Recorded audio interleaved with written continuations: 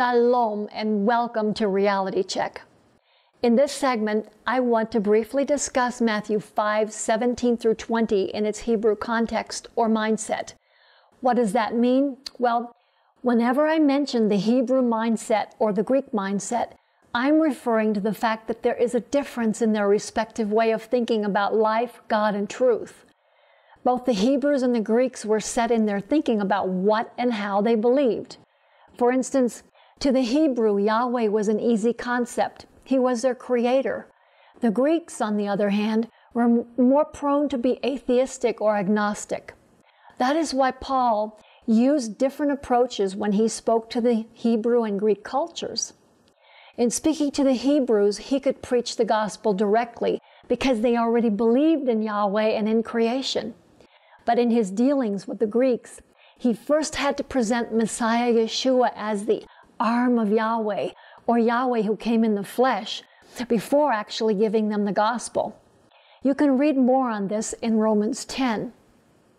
In other examples, the Greek mindset imagines a tattoo or something similar on the thigh of Yeshua when he returns as King of Kings and Lord of Lords, according to Revelation 19:11 through 16.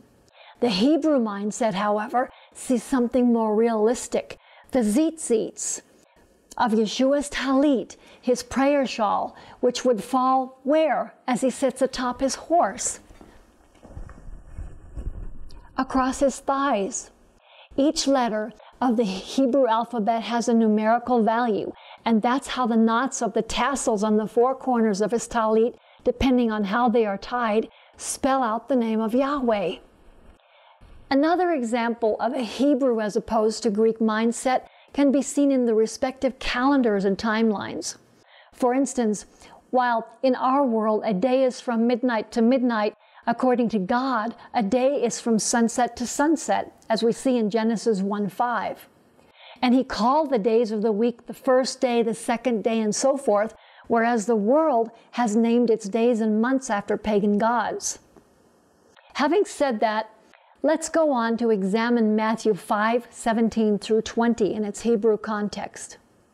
Here, Yeshua says, "Don't think that I have come to abolish the Torah or the prophets. I have come not to abolish, but to complete. Yes, indeed, I tell you that until heaven and earth pass away, not so much as a yud or a stroke will pass from the Torah, not until everything that must happen has happened. So whoever disobeys the least of these mitzvot, or words or commands, and teaches others to do so will be called the least in the kingdom of heaven. But whoever obeys them and so teaches will be called great in the kingdom of heaven. For I tell you that unless your righteousness is far greater than that of the Torah teachers and Parashim, or Pharisees, you will certainly not enter the kingdom of heaven." Wow! Let me ask you a couple of questions. Has everything happened that must happen? Have heaven and earth passed away yet? Well, since the earth is still here, that passage must mean that Torah is still valid. We are told that not so much as a yud or a stroke would pass from the Torah. A yud, for those who don't know Hebrew, is the smallest letter of the Hebrew alphabet that kind of resembles an apostrophe. Both the names of Yahweh and Yeshua begin with a yud. It's a very important letter. Next, take note that Yeshua even said he did not come to abolish, but to complete or fulfill. That did not mean put an end to. It merely meant he fulfilled the Tanakh, or the Old Testament, prophecies about himself. Note also that he said, "Whoever disobeys the least of these commandments and teaches others to do so will be called the least in the kingdom of heaven."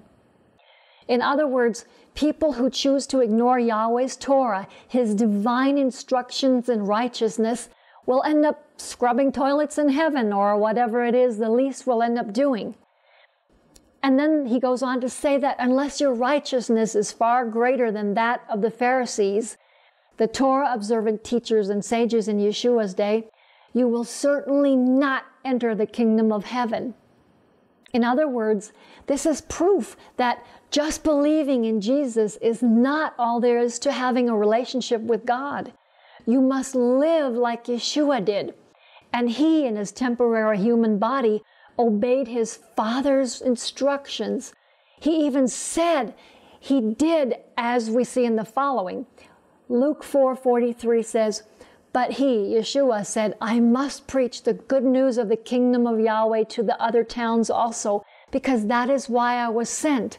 Luke 8 says, "And it happened after these things that Yeshua was going around in the cities and in the villages and was preaching and declaring the kingdom of Yahweh." Acts 28:23 says, "From morning till evening, the Apostle Paul explained and declared the kingdom of Yahweh and tried to convince people about Yeshua from the law of Moses and from the prophets." You heard correctly. Paul was trying to convince people about Yeshua from the law of Moses and from the prophets. In other words, Torah has been around since the beginning.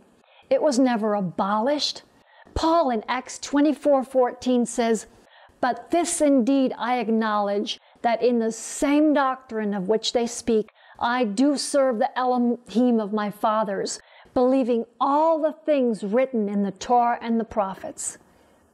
I could cite many more scriptures, but you get the gist by now. Believers simply cannot divorce themselves from the belief in Yeshua and his Torah. They have always gone hand in hand. Shalom.